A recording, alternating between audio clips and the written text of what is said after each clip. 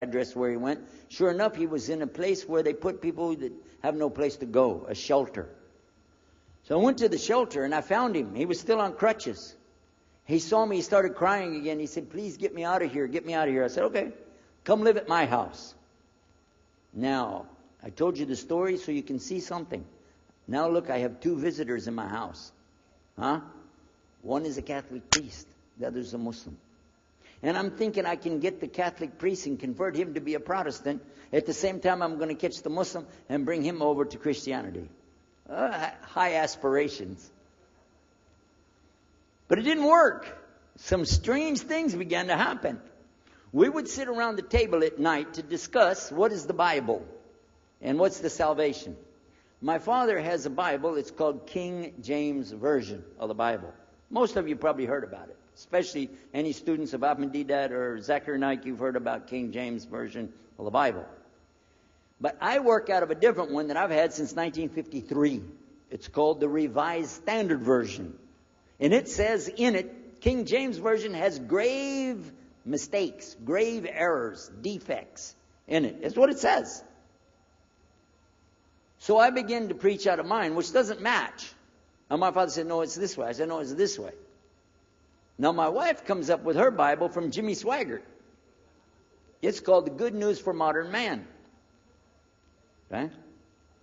Totally different. It's written in modern vernacular. You can just, say anything you want to with it. You don't even recognize the Bible anymore. The Catholic priest, he's got another Bible. An older Bible with 73 books. We're working out of 66 books. And his is not even the same in the verses. It doesn't match up at all. And I never even knew about this subject until then. And he's saying this, and I'm saying that. My father's saying something else. My wife's on something else. And all the time, Muhammad the Muslim is sitting over there like this.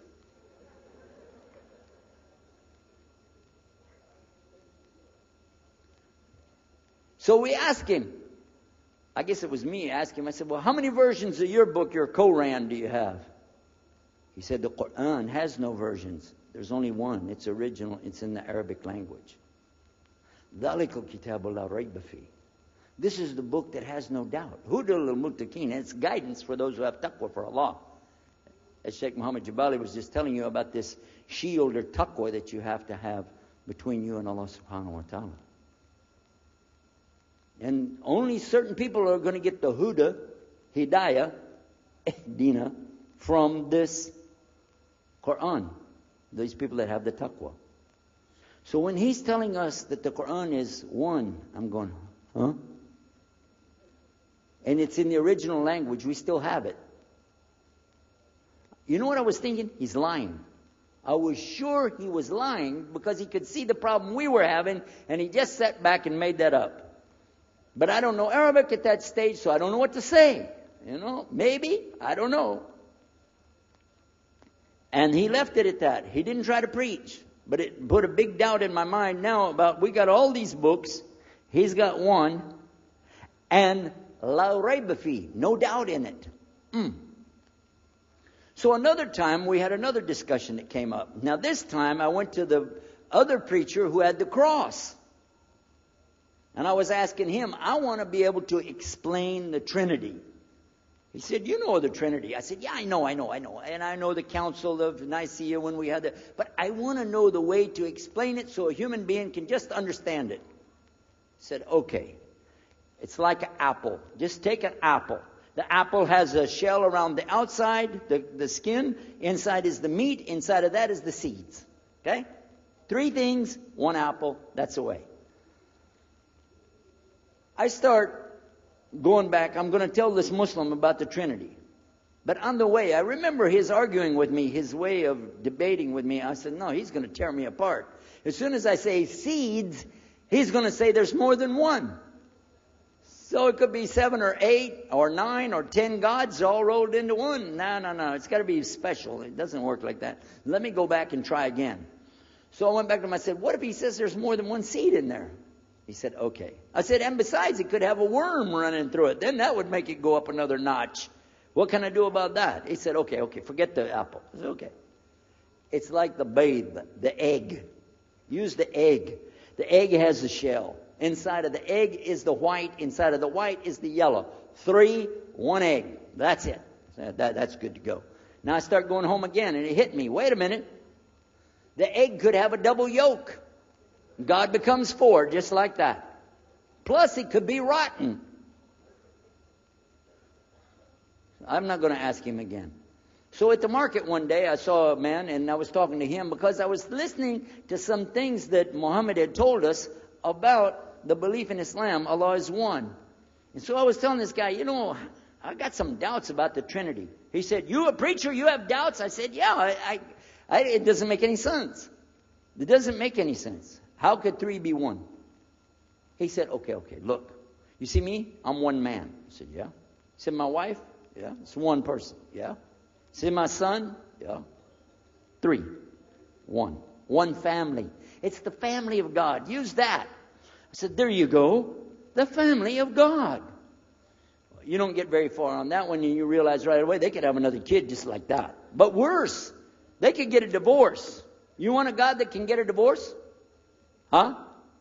In Texas, if you get a divorce, your wife gets the cars, house, your retirement check, your 501, your Keogh plan. She's going to get your computer and even your email. You got nothing left. And I don't want a God that could have a worm in it. I don't want a God that can be rotten, and I don't want a God that can get a divorce. I want to explain this Trinity the right way. Sure enough, the subject came up, Trinity. There we are. Now here's the priest trying to talk about the Trinity is like an apple. I'm going, go there. And then the egg, don't worry about it. The family of God, forget about it. I know what's going to happen. So we ask Muhammad, we say, okay, what do you say about God? What do you think he said? أعوذ بالله من الشيطان الرجيم بسم الله الرحمن الرحيم قل هو الله أحد الله الصمد لم يلد ولم يولد ولم يكن له كفوا أحد. And he explained it something like this. Say he is Allah, the unique, not like anything else. He's eternally sought after by his whole creation, but he doesn't need the creation. He's not the father of anything. He's not the son of anything. He's not like anything. And he is unique. Ahad. I said, boy, that's exactly what I already think, but I can't admit that. That sounds too easy. But plus in the Quran, Allah subhanahu wa ta'ala tells us to tell the Christians, don't say 3. Here's a little point. I'm going to go out of the story for a minute to show you something.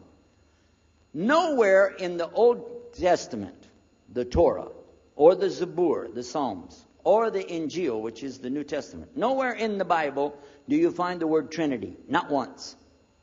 Not once is the word Trinity. But it's in the Quran. We have it in the Quran. It says, Thalath. Tell them not to say Trinity. But they don't have it, and Allah said, don't say it. Guess what else? The word Bible is not in the Bible. Bible is from Greek. It means biblios or book. Book. But it's in the Quran many times. Is it? Kitab. Book. Ahl Kitab. People of the book. So we found in the Bible a shortage. They're talking about it, but the Quran is explaining it. I found actually in the Quran, I can explain the Bible much better because it gives me the things I didn't know how to explain. So then in my mind, look what I did. I started realizing what he was saying was true, but I never admitted it. Instead, I was taking this and mixing it. And when I would go give my next talk, I would say, so and so and so, and I would use what I learned from the Quran to explain what's in the Bible. Some of the people liked it, but some of them didn't. Because when I began to talk about salvation being based on what? And the Bible tells you in there's no Savior except God. It says it real clear. Jesus is not your Savior, God is. When I found that, I said, okay, let me try another way to explain that.